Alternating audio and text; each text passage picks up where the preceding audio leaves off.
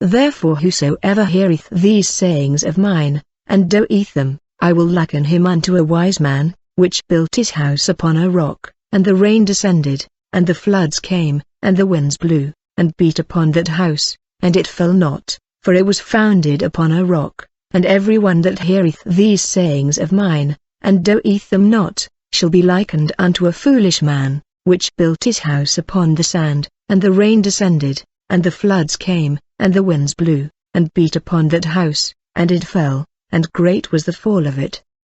Just as in this parable, common sense tells us if our house has a solid foundation, in a storm with wind and rain, it's going to stand. However, if our house is built upon the sand, when the rain and wind come, not only will the house fall, but Scripture states great will be the fall of it. We are speaking here of our spiritual houses, our relationship with our Creator. It only takes a minute or two of scanning the world headlines each day to see that there are very many ominous events occurring, one right after the other. The frequency of all these things spoken of by Scripture can make your head spin. We are a society obsessed with instant gratification, and expect nothing less. If we need something, whether it be food, gas, money, transportation, we expect to have it provided very quickly, without having to search or wait for any of it. We rely on a system of convenience that teaches us to have a dependency on a house of sand, instead of a house of rock.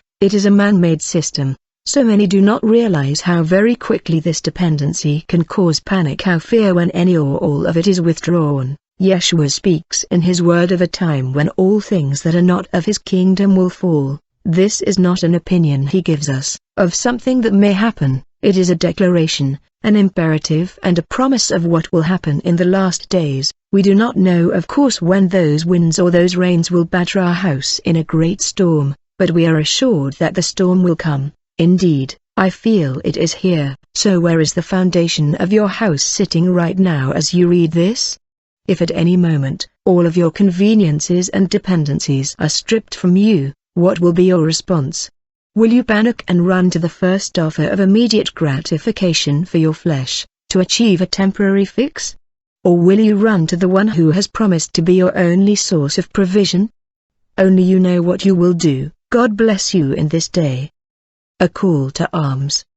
I speak today of a request for my army to mobilize. I am calling on my faithful remnant to take my instructions seriously, and urgently, for the battle is at hand. I ask that you would spend as much time as possible in prayer and meditation, reading my word, and waiting for my instruction. Put aside a set time each day and listen to me. This is of the utmost importance. Pray unceasingly, pray for the lost, and the desperate ones. Help me to bring in a harvest of souls, just as a commander of an army prepares and trains his soldiers before war. I am training my elect at this time for the coming war on the earth. Soldiers are not dropped into the middle of a battlefield and then instructed as to how to go about fighting. They spend much time in advance preparing for the battle. I will not leave you defenseless. You must trust in me.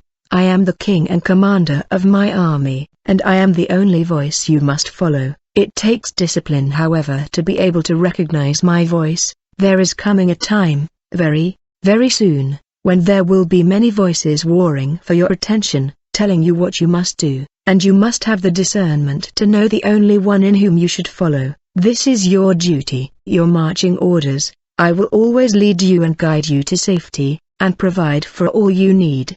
Be prudent and watchful, and always keep your armor on. Never remove it for any reason. It is meant to be a part of who you are in me. It is my word, being lived out through you. This armor should be as light as a feather to carry, as my yoke is easy, and the burden is light. Truly grasp what this entails for you as you walk out my steps in the coming days. I care so much for each one of you. Your Commander-in-Chief, King Yeshua.